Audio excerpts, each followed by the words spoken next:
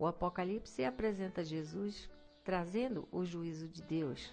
E o juízo de Deus começa a partir da sua própria casa. O Senhor começa com as cartas às 7 igrejas.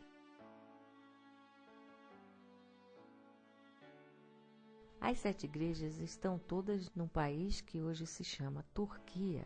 E é ali, na Turquia, que nasce o rio Eufrates. O Apocalipse diz que a 6ª taça foi derramada sobre o rio Eufrates, fazendo o rio secar. O rio Eufrates nasce na Turquia e depois ele passa cortando pelo meio da cidade de Babilônia. Quando o rio Eufrates seca, isso significa que o Espírito Santo se retira das igrejas. O rio Eufrates simboliza as 7 igrejas na sua nascente e também simboliza a Babilônia. E também relacionados às 7 igrejas estão os 7 montes nos quais a Babilônia está sentada. Babilônia, a grande cidade, que representa o conjunto das 7 igrejas caídas.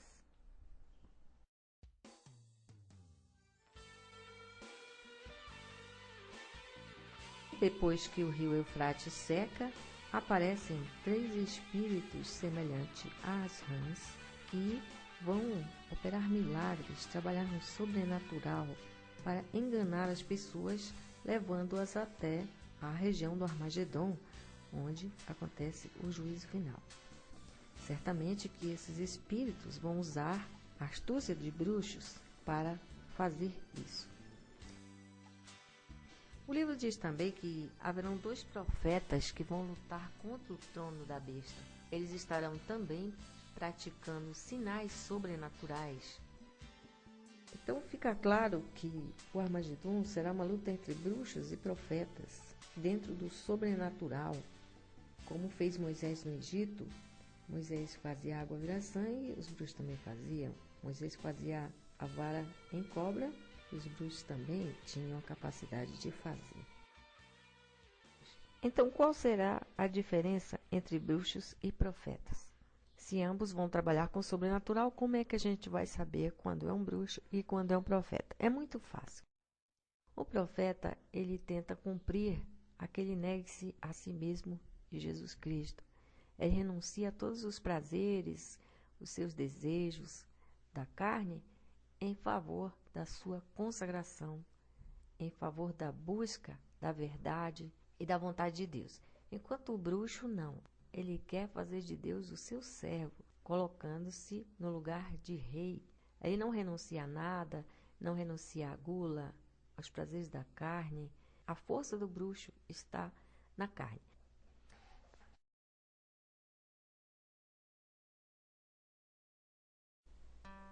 O livro diz que é por dentro desse leito seco do rio Eufrates que vão passar os reis que vêm do Oriente para serem congregados na batalha do Armagedon. E é por dentro deste cristianismo sem o Espírito de Deus que virão outros espíritos para entrarem nos corpos das pessoas. As pessoas dentro do cristianismo e usando a palavra de Deus estarão guerreando contra Cristo. Usando a palavra de Deus, assim como Satanás no deserto usou a palavra para guerrear contra Cristo.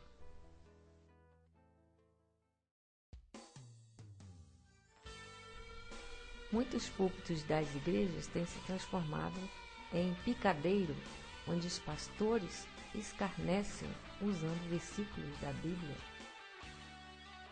O escárnio é próprio da Assíria.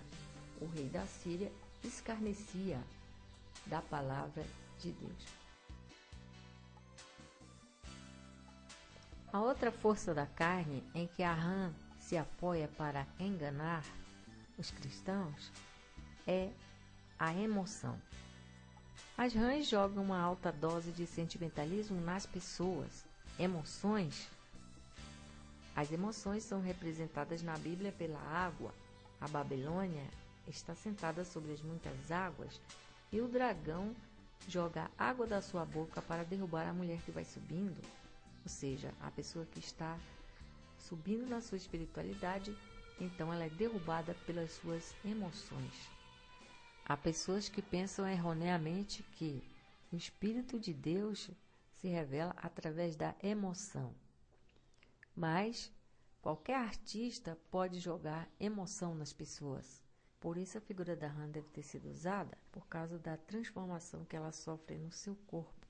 Assim como o artista se transforma, jogando emoção nas pessoas para fingir que aquilo é o Espírito de Deus. E também o pedestal da arrogância, da soberba, onde tem sido pregado que Deus vai te exaltar o tempo todo. Na verdade, o Senhor quer nos humilhar para que a gente possa entrar na porta do céu, que é bem estreita. O pecado da soberba, ele é relacionado a Sodoma e Gomorra. A soberba leva à loucura. Quando Nabucodonosor estava soberbo, ele ficou louco. Foi tirado o seu entendimento. Um profeta é um mensageiro do juízo de Deus. Quando lemos os livros dos profetas, nós achamos várias sentenças contra as nações. E por isso, um profeta precisa estudar. Ele tem que saber qual é o plano de Deus para cada nação. Porque a espada de dois gumes, da qual fala o Salmo, ela é a palavra de Deus, que não volta vazia. E o profeta deve se limitar apenas a dizer o juízo escrito. Ele não pode falar nada de si mesmo, senão apenas dizer o que Deus já determinou. Um profeta deve compreender também os enigmas espirituais, passados através da tipologia das figuras. Quando José interpretou o sonho do faraó no Egito, acerca das 7 vacas gordas e das magras, ele sabia que a vaca e o boi são símbolos da prosperidade no Egito. E daí ele concluiu que viriam 7 anos de fartura e 7 anos de fome. O profeta precisa não só entender as escrituras, onde estão revelados os costumes dos hebreus, mas também conhecer a mitologia dos povos, onde estão os enigmas e os símbolos do mundo espiritual. O profeta precisa saber também sobre portais no tempo. Quando o profeta Elias foi ser arrebatado, ele passou por 2 cidades. E os filhos dos profetas que estavam naquelas cidades diziam: olha, Eliseu, o Senhor vai levar Elias hoje. E o profeta Eliseu dizia: eu também sei, calem-se. Então, por que eles sabiam?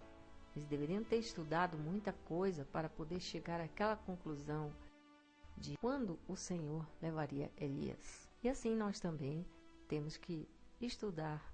A gente precisa saber do que Moisés sabia quando estava no Egito. Porque essa fase do juízo de Deus, da ressurreição dos mortos e do arrebatamento vai ser muito parecida com a fase em que os hebreus saíram do Egito.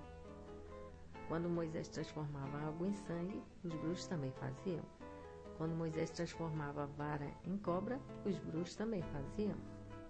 Mas para os magos do Egito, faltava ainda uma coisa que Moisés tinha e que eles não tinham, que era o temor do Senhor, o poder de Deus.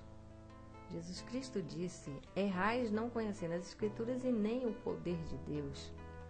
Então, todo profeta precisa ter a teoria, que é o conhecimento da ciência, das Escrituras, e também ter a prática da convivência com o Senhor, porque é Ele quem dirige os passos do profeta, é o Espírito de Deus que move os profetas.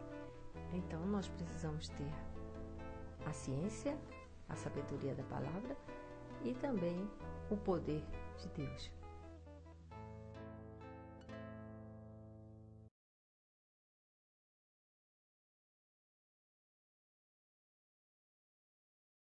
Os espíritos das rãs também tentam desanimar alguns profetas acerca do juízo de Deus, citando aquele versículo de Jesus: não julgueis para não serdes julgados, Mas um profeta não vai julgar nada. Ele apenas vai ministrar um juízo feito por Deus há muitos séculos atrás.